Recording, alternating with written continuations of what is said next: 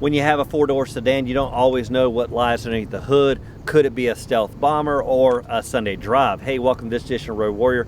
I'm your host, Grant Roberson. Now behind me is one that delivers the perfect engine, specifically the 2016 Jaguar XJR. Now what it does is, of course, deliver Jaguar luxury, but with that jet engine. Let's talk about the XJ models first. First of all, you're going to have what you see here. Now, the XJ comes in the R, of course, and it's going to be the Sport, the all-wheel drive, the supercharged, and what you see here, the XJR. Now, there's a little bit of differences, either the V6 or that powerhouse up front. Now, what you also have is the XJLs. Now, that's a long wheelbase. That's going to come in more of a portfolio type insignia and a supercharged version. Now, the L is going to be longer, more luxurious. This one specifically for more sport. Now, there's a little bit of differences even for this XJR. Now it's going to be black inserts, black accents, and really the overall thing is really delivering a lot more kind of wow factor on the outside and makes you understand that this isn't just the average XJ.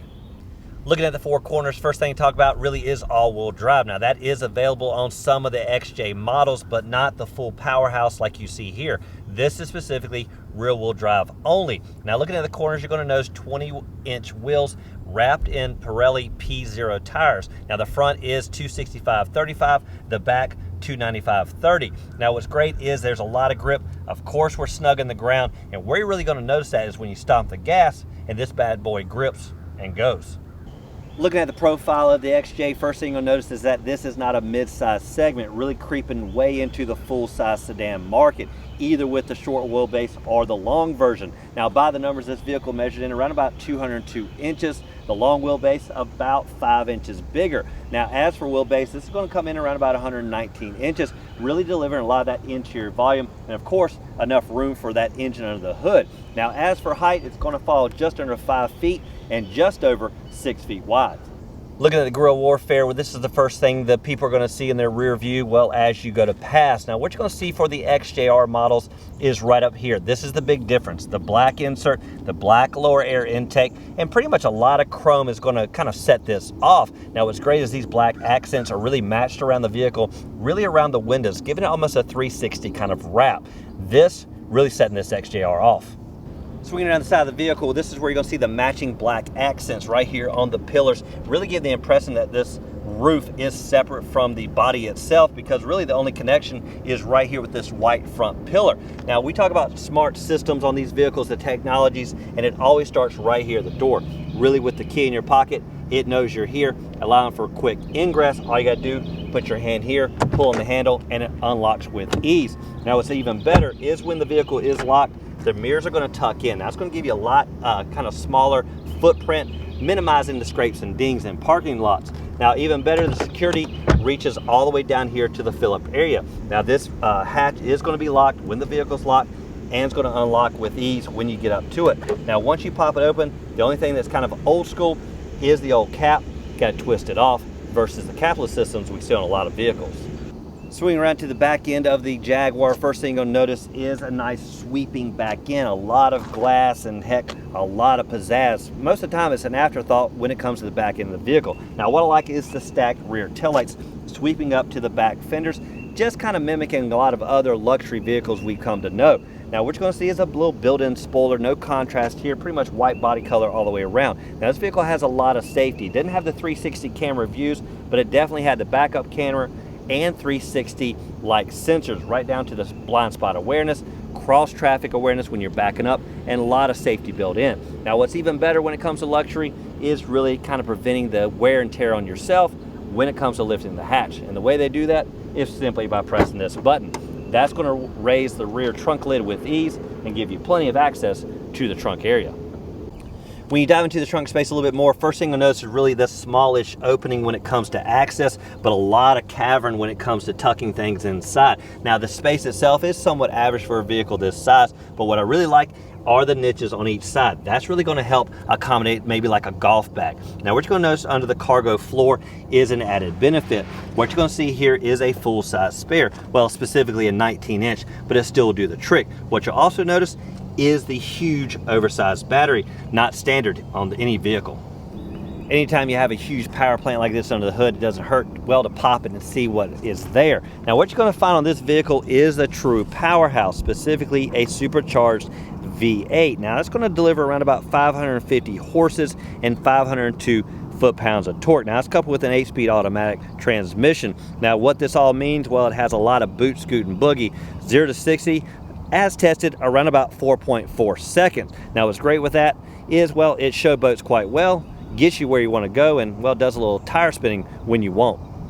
When you climb inside the XJR, this is where you again notice that this is more the sport model versus that of the Portfolio. A little less luxurious, but a little bit more sculpting, let's say, for the, well, racing person. Now where you're going to notice that really is in the seats. First off, the red leather that you see here and the added bolstering, really kind of making you feel snug. Now this vehicle has multiple adjustments for every seat, right down to the headrest going up and down, even to the extension of the bottom cushion, give you a little bit more support, well, as you go down the road.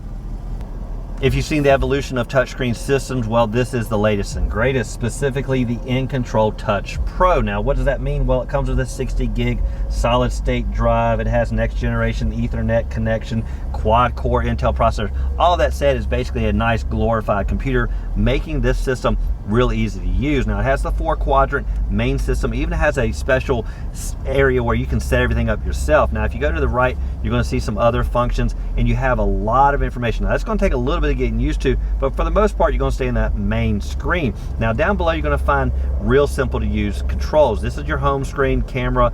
This is going to basically be areas for shortcuts. Now even better, down below is a shortcut for the heated and cooled seats. This took a second to find, but once you press that, you're going to get to your heated and cooled. Simply turn on which seat you want, dial in your specific setting. Again, everything really housed under this one screen. Looking at the climate control, first thing you'll notice is obviously it's dual zones, really allowing both occupants to set their differences in temperature, and a nice oversized fan speed in the middle. Now for mode select, you can press here, but what you'll also notice is that both occupants up front can utilize different type of airflows. When you start the car, one thing that rises to the occasion, well, is the gear shifter. It tucks away when the vehicle's off, adding a little bit more security, because if you can't change the gear, you can't steal the vehicle. Now what you're going to notice is some various buttons. The one you want to get used to is right here. Now it's going to give you the slip and kind of situation when you're driving through snowy conditions. Also the racing flag, which obviously means track mode. Now that's going to be fun and give you a lot of neck snapping starts off the line. Now when it comes to Jaguar, you won't add elegance, and where you see that is in these little functions here. That's going to hide your cup holders when you're not using them, but when you do, you open them right up. When they're closed, I think it just adds one more level of luxury. Now one other place is right here. Now back in the old days, maybe put your coins here. What I like to use it for is putting my phone. One last thing to talk about while you're in the driver's spot really is kind of the safety. Now we talked about the backup camera, the backup awareness with cross traffic, and really the blind spot awareness. Now a lot of vehicles are doing that with that indicator like the Jag here, but what it also realizes is when a vehicle is really coming on fast, that's going to alert you long before it's even in the blind spot and kind of warn you not to change lanes. When you look at the ceiling, first thing you notice is the suede-like headliner, well, and these two ports. Now what's great is that is added openings, basically all coming together to give you a little bit more light. Now of course the one above the driver and passenger is operational, giving you a little bit of airflow, but I like the fact that it gives you that panoramic view when you look up.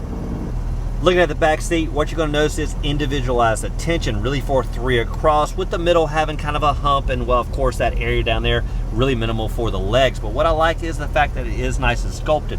Again, this is more the sport family line versus the Portfolio that's going to, well, deliver a little bit more pillow-like luxury and a little bit more comfort. Now what you're going to see back here is also individualized attention, and where you see that is in the various modes. Now let's take a look a little bit closer at that function.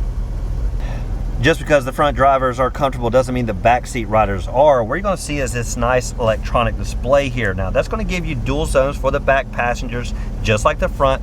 Also different vent areas, and also heated and cooled rear seats. Even better, dual power supplies to help charge their items. Now that does it for this edition of Road Warrior and a test drive behind the wheel of the 2016 Jaguar XJR. Again, it offers that jet engine under the hood. Decent luxury. This vehicle again offering more sport than that of like the Portfolio edition with that longer wheelbase. Now as always, thank you for watching this edition of Road Warrior. Keep both hands on the wheel and eyes straight ahead.